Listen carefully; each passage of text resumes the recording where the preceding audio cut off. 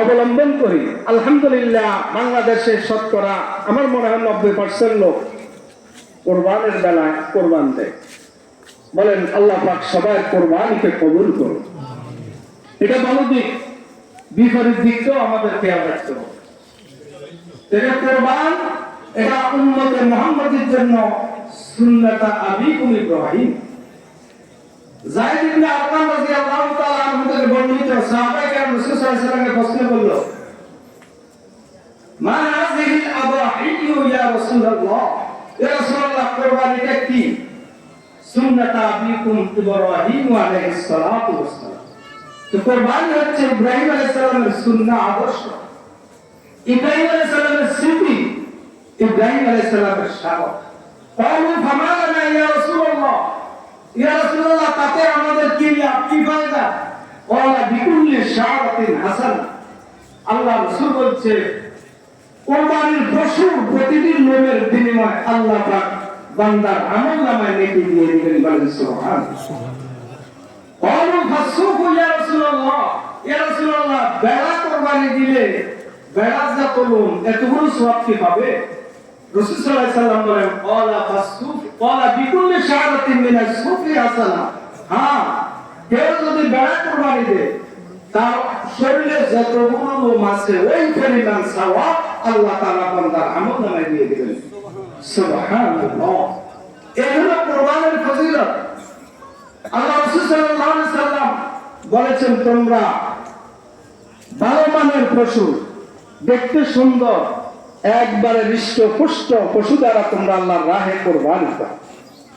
এই কুরবানির সিং তার শরীরে যা আছে সব কিছু হাসরের মাঠে মিজানের পাল্লা মাপা হবে। বলেন সুবহানাল্লাহ। এজন্য যার কুরবানি যত সুন্দর হবে, সুন্দরের বিষয় এখানে একটা মাসালা হলো যে এখানে নিয়ত যদি সহি না থাকে, 5 লক্ষ টাকা দিয়ে কুরবানি দিল, দুনিয়ার সকল মানুষ তাকে বাহবা দিল, 1 পয়সা লাভ হবে না। এজন্য এখানে আল্লাহ পাক রাসূল সাল্লাল্লাহু আলাইহি ওয়াসাল্লামকে বলেছেন কুরবানি দিতে হলে তার নিয়ত শুদ্ধ হতে হবে। এজন্য বুখারী শরীফের প্রথম হাদিস ইন্নামাল আ'মালু বিন্নিয়াত, আগে নিয়ত সহি। আমি আপনার কুরবানি দিব একমাত্র শুধুমাত্র রাজায়ে মাওলা আল্লাহর সন্তুষ্টির জন্য। কে কি বললো? প্রয়োজনে আপনি একটা খাসি একটা বকরি দিবেন 15,000 20,000 টাকা দিয়ে, আপনার নিয়ত সহি হলে এটাই আপনার নাজাতের উসিলা হবে। আর মানুষ দেখানোর জন্য, সমাজকে দেখানোর জন্য, আত্মীয় স্বজন সন্তানে কি বলবে, এই জন্য লাখ টাকা দিয়ে কুরবানি দিলে কোনো লাভ হবে না। সম্মানিত উপস্থিতি, কুরবানির গুরুত্ব ফজিলত আমরা জেনেছি। কুরবানির উদ্দেশ্য হলো আল্লাহর নৈকট্য হাসিল করা। আমার আপনার জীবনের প্রত্যেকটা কাজ যেন আল্লাহর নৈকট্য, আল্লাহ পাকের সন্তুষ্টির জন্য হয়, এটাই হলো কুরবানির শিক্ষা। আসুন আমরা আল্লাহর সন্তুষ্টির জন্য, নৈকট্য হাসিলের জন্য কুরবানি দিব। আল্লাহ পাক আমাদের সকলকে, সকলের নিয়তকে সহি করে আমরা যেন এই জায়গা থেকে যে একমাত্র রাজায়ে মাওলা আল্লাহর সন্তুষ্টির জন্য কুরবানি দিতে পারি, আল্লাহ পাক আমাদের সেই তৌফিক দিন। এখন আসুন কুরবানির পশু জবাই করার কয়েকটি মাসআলা। কুরবানির পশু যিনি কুরবান দিবেন, কুরবান দাতা নিজের পশু নিজে জবাই করা উত্তম। জবাইয়ের কিছু নিয়ম কানুন আছে। প্রত্যেকটা পশুর 4টা রগ আছে। কটা রগ?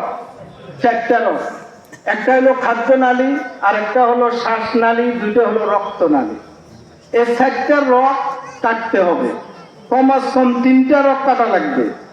3টার যদি কম হয় তার কুরবানি হবে না। কুরবানির পশু যিনি জবাই করবেন, যারা উপস্থিত থাকবেন, যারা কুরবানি দাতা সবাই উপস্থিত থাকা ভালো।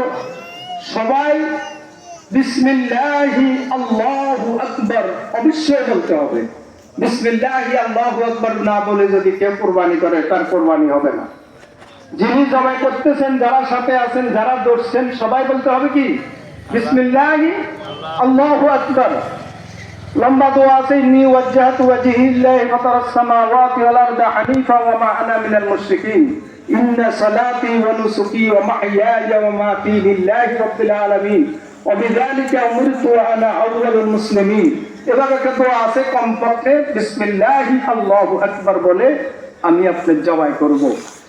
অনেকেই আমরা দেখতে পাই যে খালাসিরা থাকে, হুজুরও যদি একটু দেরি হয়, হুজুর আপনি ছাড়েন আমি যাবো করেছি, খালাসিরা কিন্তু বিসমিল্লাহ আল্লাহ আকবার বলে না, তাইলে আপনার কুরবানিও বরবাদ।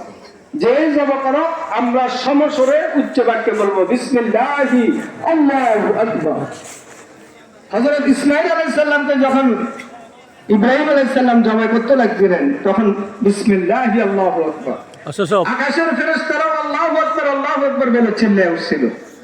এই জন্য তাকবীরে তাশরিক এটা বলা আমাদের উপরে কমপক্ষে একবার ওয়াজিব। আল্লাহু আকবার, আল্লাহু আকবার, লা ইলাহা ইল্লাল্লাহ, আল্লাহু আকবার, আল্লাহু আকবার ওয়ালিল্লাহিল হামদ। হযরত ইসমাঈল আলাইহিস সালাম দেখলেন উনি এক পাশে দাঁড়ায় আর ওনার আব্বা জান বেহেশতে দুম্বা জবাই করে দিলেন, তখন উনি আল্লাহু আকবার ওয়ালিল্লাহিল হামদ বলে উঠলেন, বলেন সুবহানাল্লাহ। এজন্য কিয়ামত পর্যন্ত সমস্ত উম্মতে মুহাম্মাদি প্রত্যেক নামাজের পরে কমপক্ষে একবার এই তাকবীরে তাশরিক বলা ওয়াজিব। আমরা এটা পড়ব। সর্বশেষ কথা হলো চামড়ার বিষয়। বর্তমান বাংলাদেশের প্রেক্ষাপটে চামড়া একটা গুরুত্বপূর্ণ শিল্প, এটার কদর কমে গেছে, পানির দাম। তো এই জন্য চামড়াটা আপনি ব্যবহার করতে পারবেন, আপনি ইচ্ছা করলে চামড়ার লোম ফালে সেটা খেতে পারবেন, যদি সেটা বিক্রি করেন তাহলে সেটা গরিব মিসকিনের হক, সেটা আর এই টাকা আপনি ভোগ করতে পারবেন না। এই টাকা গরিব মিসকিনকে দিয়ে দিতে হবে। মসজিদে দেওয়া যাবে না, মাদ্রাসা দেওয়া যাবে, যেখানে লিল্লাহ বোর্ডিং আছে ওই সমস্ত জায়গায় আপনারা চামড়াগুলো দিয়ে দিবেন। আল্লাহ পাকের শুকর গুজার করছি আমরা, আজকে যে নিরাপদে আমরা কোরবানি, ঈদের নামাজ এবং কোরবানি করতে যাব। পৃথিবীর অনেক দেশে কোরবানের ঈদের নামাজ কোরবানি করা সেটা দুষ্কর বিষয়। আজকে ফিলিস্তিন সহ পৃথিবীর অনেক দেশে, আমাদের পার্শ্ববর্তী দেশ, আপনারা সোশ্যাল মিডিয়ায় দেখতে পাচ্ছেন যে বিজেপি সরকার কোরবানের পশু জবাই করার উপরে বিভিন্ন রকমের সরকারি বিধিবিধান দিয়ে দিয়েছে। ফিলিস্তিনে তো আজকে কয়েক বছর নামাজ কোন রকম নামাজ পড়তে পারলো, কোরবানি দেওয়া তাদের উপরে সম্ভব নয়। এই জন্য আমরা আল্লাহর মালিকের কাছে আমাদের শুকরিয়া আদায় করতে হবে যে আল্লাহ সুবহানাহু ওয়া তাআলা আমাদেরকে যে এক মহান সুযোগ করে দিয়েছেন, এটা আল্লাহর পক্ষ থেকে বড় নিয়ামত। এই নিয়ামতের শুকর গুজার হব, বেশি বেশি শুকরিয়া আদায় করব। এই নিয়ামত পর্যন্ত যেন আমাদের কিয়ামত পর্যন্ত অব্যাহত থাকে। সবাই বলেন আমিন। আল্লাহ সুবহানাহু ওয়া তাআলা যে কথাগুলো আমাকে আপনাকে বলার শোনার তৌফিক দিয়েছেন, এই কথাগুলোর উপর আমল করার তৌফিক দান করুন। অনেক কথাই ছিল, আপনারাও আসছেন লেটে, সময় স্বল্পতার কারণে কথা এখানে শেষ করলাম। ওমা তাওফীক ইল্লা বিল্লাহ। আসসালামু আলাইকুম ওয়া রাহমাতুল্লাহি ওয়া বারাকাতুহু।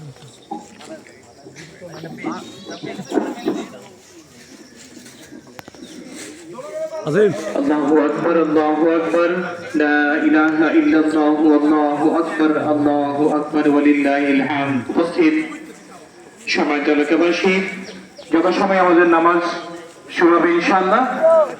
এই পর্যায়ে স্বল্প পরিসরের শুভেচ্ছা বক্তব্য দেওয়ার জন্য আমাদের সমাজের সভাপতিকে আহ্বান জানাচ্ছি। তারপরে নামাজ শুরু হবে। যারা এদিক সেদিক বিক্ষিপ্ত ঘোরাফেরা করছেন অনুগ্রহপূর্বক প্যান্ডেলে চলে আসেন, আমাদের নামাজ এখনই শুরু হয়ে যাবে ইনশাআল্লাহ।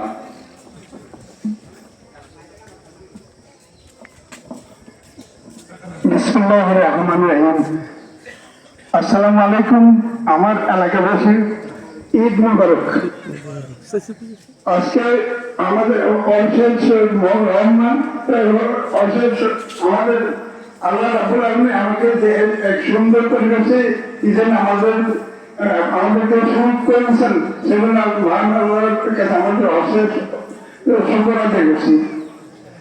আর আমার ধারণা ছিল আমরা অনেক আরো সমাগম হয়ে যাবে আমাদের, যাই হোক তারপরে আমরা সুন্দর পরিবেশে ঈদ করতে পারতেছি। এই জন্য আবারও আল্লাহর কাছে এই যে শুকর আদায় করছি। আপনারা সবাই যেভাবে ঈদে অংশ নিচ্ছেন, এই জন্য মানে আপনাদেরকে ঈদ মোবারক করতে চাই। এই জন্য আপনাদেরকে মানে আমার আন্তরিক শুভেচ্ছা জানাই। আর আমার বলার তো কিছু নেই, সবাই সুন্দরভাবে করবেন। আল্লাহ আমাদের সবাইকে আল্লাহ আমরা করতে পারি সেই আমাদের শুভেচ্ছা। আমি আসসালামু আলাইকুম ওয়া রাহমাতুল্লাহ। আমি হুজুরকে নামাজ পরিচালনা করার জন্য বিনীত অনুরোধ করব। এই পর্যায়ে নামাজ পরিচালনা করবেন হযরত মাওলানা আবু বকর সাহেব।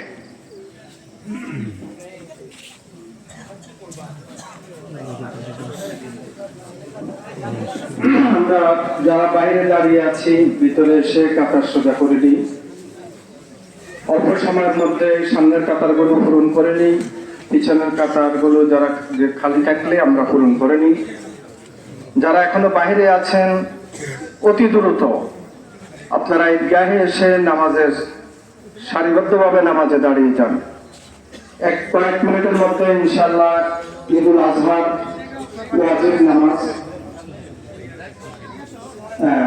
পিছনে একজন অসুস্থ মুসল্লি সামনের চেয়ারের ব্যবস্থা আছে, ওনাকে ওখানে বসার সুযোগ করে দেবে। ইনশাআল্লাহ আমরা সকলে কাতার সোজা করে নিই।